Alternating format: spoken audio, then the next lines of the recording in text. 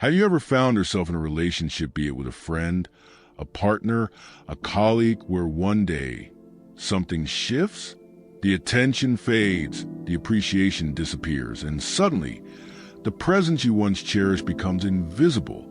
You replay conversations. You question your worth. You wonder, what did I do wrong? But here's the truth most people miss. The more you try to prove your value, the more it slips away in their eyes. And yet, there's a simple shift, a subtle but powerful change in mindset that can completely turn the tide. Not just in how others see you, but more importantly, in how you see yourself. Let's talk about that shift.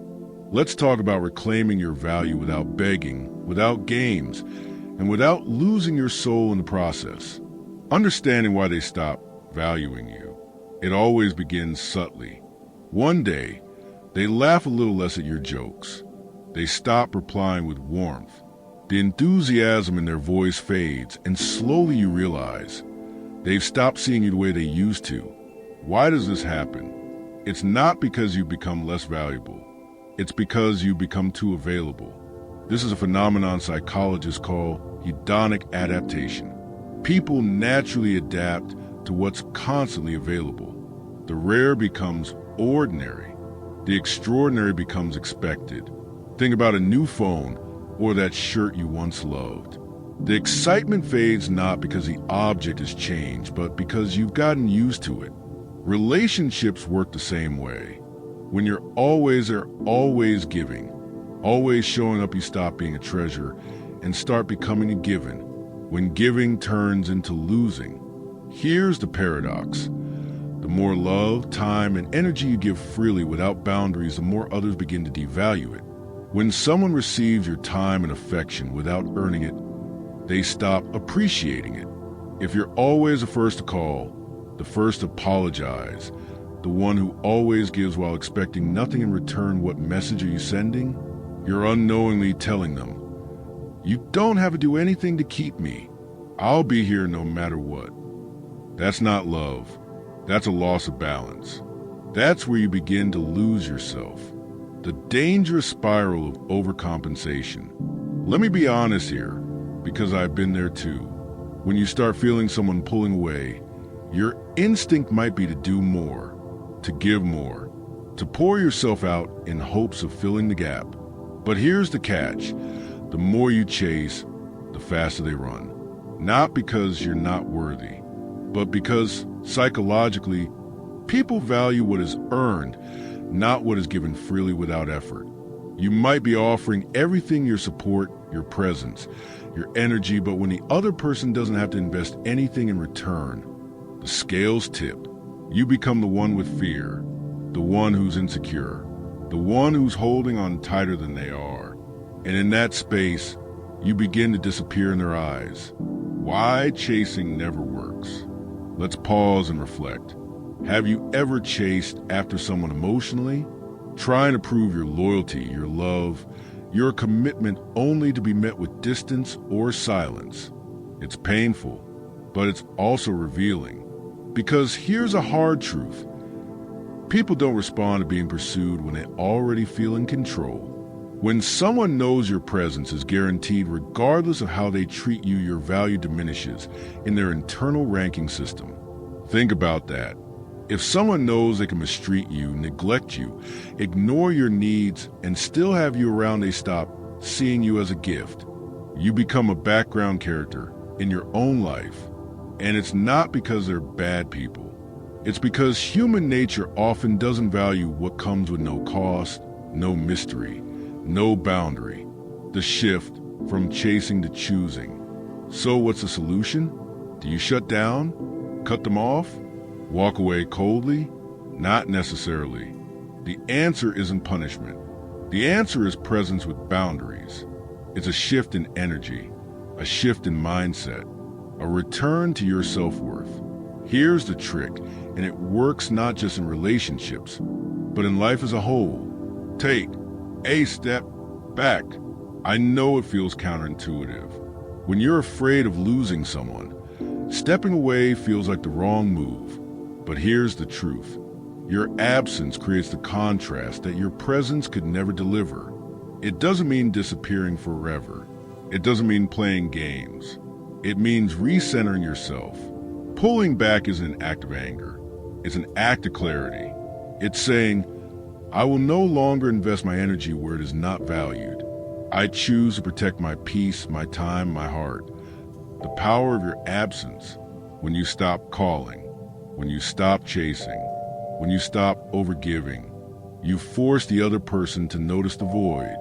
You give them space to ask questions like, why aren't they calling me? Did I do something wrong? Have I taken them for granted? And more importantly, you give yourself space to ask, is this the kind of relationship I deserve? Have I been honoring my worth?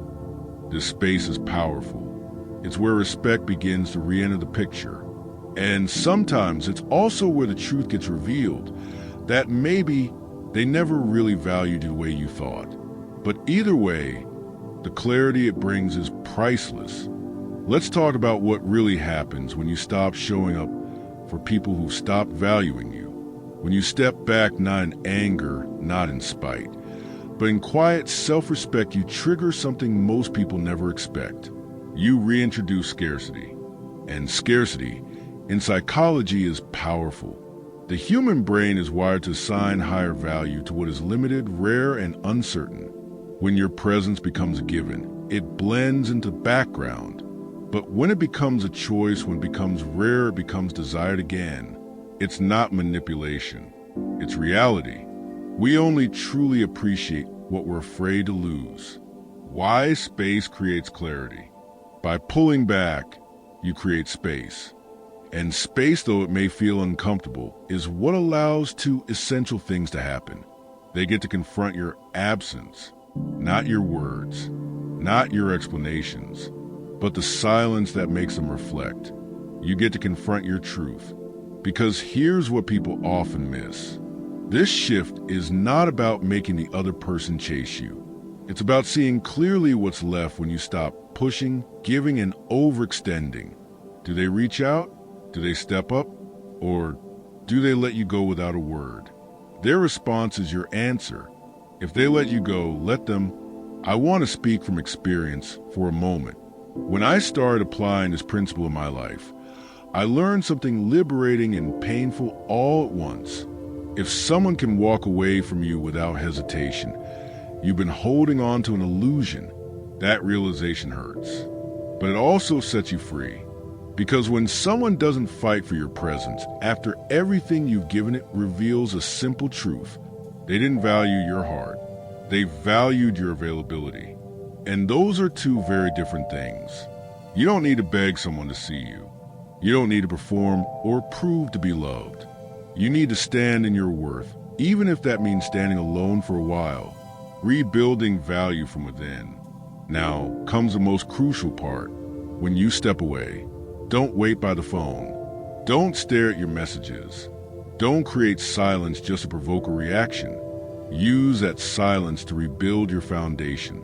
This is your opportunity to pour all that energy once given so freely to others back into yourself.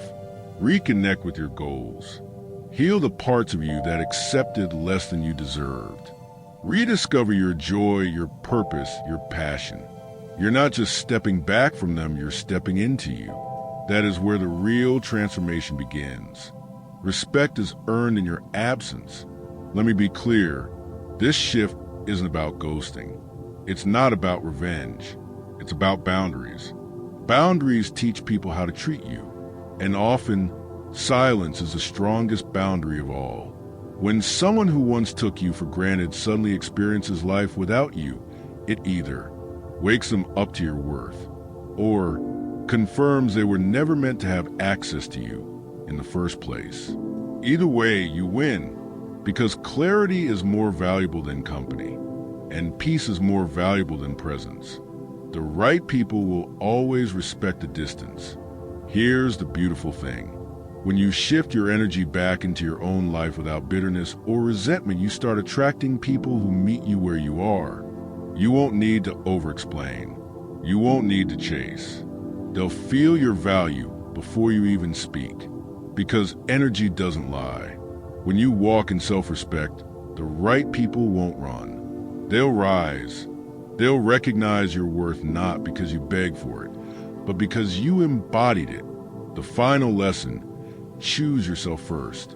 If there's one truth I've learned, one truth I hope stays with you, it's this: you don't lose people who truly value you. You only lose those who are benefiting from your lack of self-worth. And when they stop benefiting, they stop showing up. That's not rejection. That's revelation. That's life making space for better. You're not too much. You're not too emotional. You're not hard to love. You've just been offering your heart in places that were never meant to hold it. Choose yourself. Protect your peace. Step back, not in silence but in power. Because when you start valuing yourself, the world around you begins to shift. And suddenly, the love you were begging for starts looking for you. If this message resonated with you, take a moment today to choose you. Reflect on the relationships where you felt unappreciated. Reclaim your time, your boundaries, and your value. Share this video with someone who needs a reminder they are enough exactly as they are.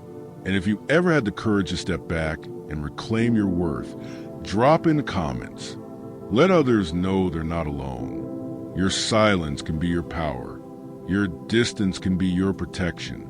And your decision to stop chasing might just be the beginning of everything you've been waiting for.